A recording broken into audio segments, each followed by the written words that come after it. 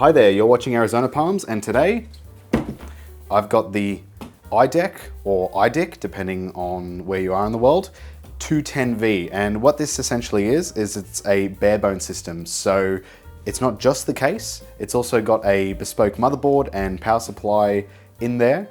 From what I understand, the system in here already has a CPU, RAM, hard drive ready to go. So that's not how this was originally released. If I spin it around, we can have a look at some of the features. The key features here are its stylish design, easy installation, innovative cooling, and roomy expansion. So that's interesting. You can see that it uses the VIA KM400A chipset. It supports an AMD Athlon XP, which I'm assuming is what's in here. DDR400, looks like we've got IDE and SATA, inbuilt audio, inbuilt video, and all sorts of other things. The OS compliance says Windows 98, and this is basically what I want to get on this system. This system actually belongs to a friend of the channel who's told me that it's just a bare bones system running Linux at the moment, but we're going to turn it into a Windows 98 gaming machine, specifically for use at LAN parties, because we really want to try out a Windows 98 LAN party at some point in the future, and this system, this tiny little like compact aluminium chassis, is going to be perfect. All right, let's get stuck into it. The box is in okay condition. Looks like there's a little bit of water damage. This is the accessory box. It says it comes with a manual, driver CD, power cord, blah, blah, blah. From what I can see here, we definitely have a driver CD, a power cord, what looks like some kind of a faceplate. So looking in this accessory box, we've got the driver CD, a user manual, checking the equipments. So it goes into some more specifics here on all of the features and capabilities of the actual hardware at hand. We've got a nice motherboard diagram. Yeah, so like in essence, this isn't just a case, it's a bare bones system. Interestingly enough, the operating systems supported here are Windows 98 SE, 2000, Windows Millennium Edition XP, and SCO Unix, etc. I've never seen SCO Unix being used in one of these kinds of lists. So just the usual, you know, what each pin does and what jumpers do what, taking care of your computer. Reading it a bedtime story every night. So those are the accessories, that's the driver CD. I might try installing the drivers from that CD, but if you go online, you can actually see that their website for the manufacturer is still online, although the download links appear to be dead. So I'm gonna get the system out now. So here it is in all of its glory, the iDEQ 210V. It really is a small system. Maybe on camera it doesn't appear that much, but looking at it next to just this CRT, for example, pretty awesome. I really like these kind of systems. The chassis itself is in pretty good condition. There's a bit of dust and stuff that we can clean off, which is fine. There's a sticker with the number 3, which we're probably gonna remove. This mechanism here at the front's not really what I expected. I kind of expected some springs or something to make it a little bit smoother, but that's okay. You can see there's a DVD burner in there, which is cool, and a 3.5-inch floppy disk drive. We've got Firewire on the front, optical audio in and out, I assume. There's like an in and out arrow both underneath it, so that's kind of cool. We've got microphone, headphone, and 2 USB ports at the front.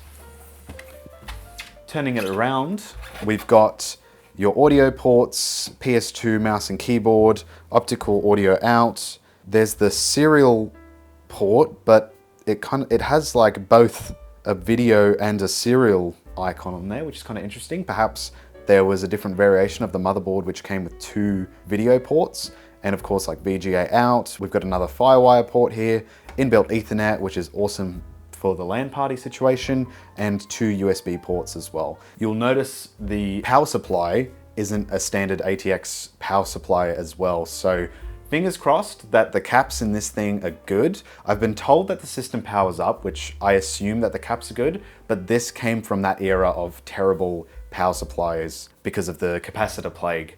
And if you actually look up this system, you'll find a lot of reviews that mention the faulty power supply. So let's hope this one lasts. Worst case scenario, we just replace the caps in there. So let's open it up. Comes with these handy thumb screws. I always appreciate that when case manufacturers include the thumb screws in there.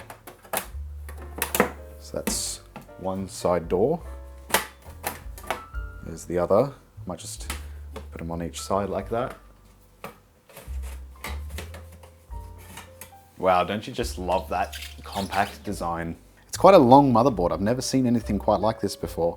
There is quite a bit of dust in here, I've got to say, but that's okay. We'll clean this all out eventually. Let's hook it up into the monitor, see if it starts up, and then take it from there.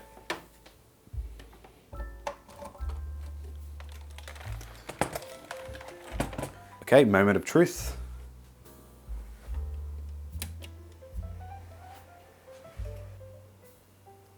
There we have it. It looks like it's posted. It's detected an AMD Sempron 3000 Plus. Nice, looks like there's a version of Debian on there. Got this custom version of Windows 98 that I use. It has some unattended stuff in there, so I don't have to type in the serial number and that kind of thing. Let's hit save, and it should boot straight from this CD. We're just formatting the 40GB hard drive that's in here. So first of all, we're going to copy all of the Windows 98 installer files to the hard drive and then run the setup from the hard drive. I like to get rid of some of the crap that you know you're not going to use. The installation is always so much quicker if you copy the files to the hard drive first and then run it from there. I can't tell you how much time I've saved just copying the files over firsthand. All right, here we are. Windows 98 has been successfully installed. All we need to do now is install the drivers for the system. Oh yeah, have a look at that. It looks terrible because there aren't any graphics drivers on there, but if we look here, it's detected the operating system. We'll start off with the chipset drivers. I always like to get them down first. Wow, this is pretty cool. I like how the three options are normal, quiet, and fuzzy. So let's crack on with the drivers then.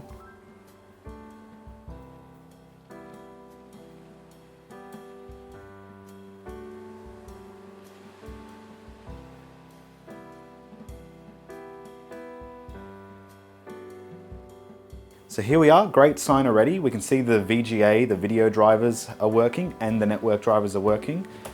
We're just gonna hit OK on that one.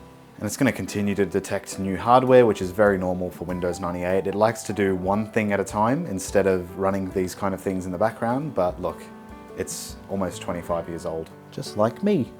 I'm sure the sound is working. I can see the little speaker icon. I just don't have any speakers connected up to it at the moment. There's not a lot of room on my bench here. Okay, so everything looks good in Device Manager. There's this RAID controller that's missing, which is just for SATA, but everything's connected via IDE at the moment. We can see the S3G Unichrome graphics. These are going to be terrible, I can already tell. It's detected the FireWire, we've got the network adapter in here, the sound. Okay, so we've got all of the drivers installed now and the system's basically ready to go. Look, considering these are onboard graphics from the early 2000s, they're actually not too bad. I was expecting way worse. I did some benchmarks as well using 3D Mark, and I'll show you the results on the screen. They're not fantastic, but what I was thinking is maybe upgrading the GPU in this thing with an AGP GPU that I've got here. I've got this bad boy. ATI Radeon 9550. Not the greatest AGP GPU in the world, but should definitely outperform this system's onboard graphics.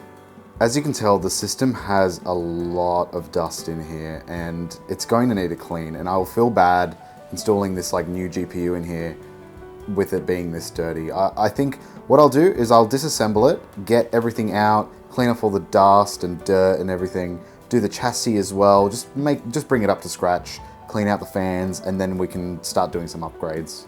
So I've got the system here. It's already partially disassembled, but I just want to strip it down completely so we can give it a good thorough clean. Every cable and everything's put in with a purpose, and it's all very neatly managed on the side here and around the back, and I'm just gonna ruin it.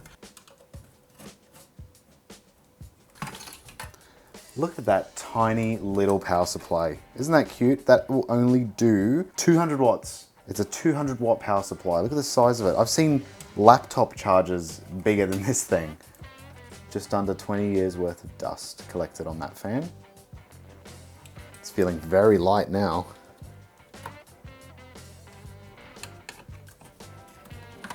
So I'm just removing the front panel as well, because I can't seem to get the motherboard out, despite all of its screws being undone.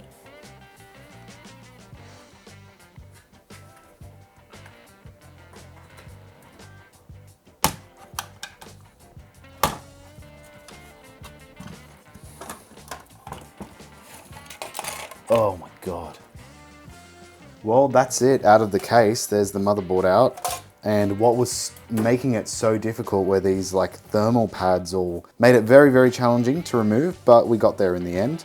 And here's the motherboard with the CPU fan still on there.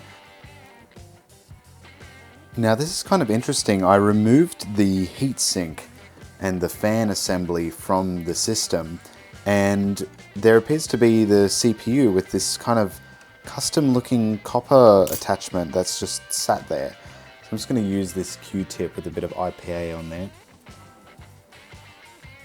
So I've removed the CPU heatsink and fan and got to clean these now. But one thing that I noticed as I was cleaning it up, obviously the connectors here have like a bit of rust. But if you look closely, you can see what appears to be some corrosion by that chip there. I'm hoping the chip is just to do with the serial port here, then I'm not as bothered about it. But I might just give it a little bit of a clean with some IPA just in case. All right, let's get some thermal compound on here. Here's the clean fan and heatsink. Oh, all the dust, God. So I messed up and used IPA on the front and completely wiped off the logo. I mean, it still looks cool. It actually looks way cleaner, I think, but unfortunately that wiped off the iDEQ logo from the front. Before I forget, I'm gonna pop in a new button cell CMOS battery as well.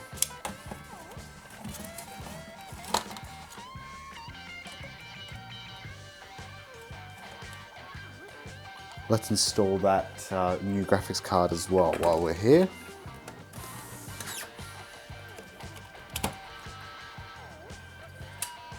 So we've got the ATI Radeon installed. Let's finish up putting this thing back together and give it a test. So I've just got these 3 panels that I'm going to give a quick clean because they're looking a little bit worse for wear.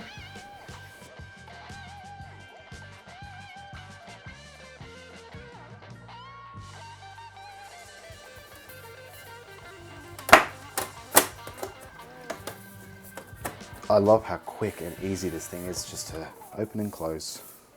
So I actually went and found the drivers on the ATI website. They're listed as 98 and ME versions, and just by running the installer it didn't work, but pointing at it manually worked just fine. Okay, so the new ATI card is installed and ready to go. Got a couple of extra games on here that I wanted to test. First of all, let's test Doom and see how that works. Looks like we've got just like general MIDI sound.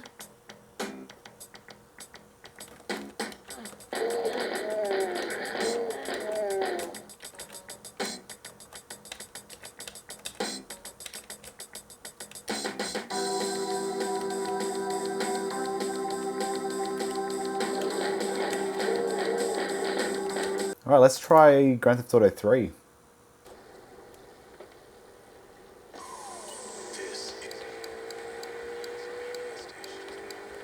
Yeah, that looks awesome. Like, that's looking fantastic. I did disable the frame limiter though, so that will run at an unlimited frame rate. If you turn it on, it'll lock the frame rate to 25 or 30 frames per second.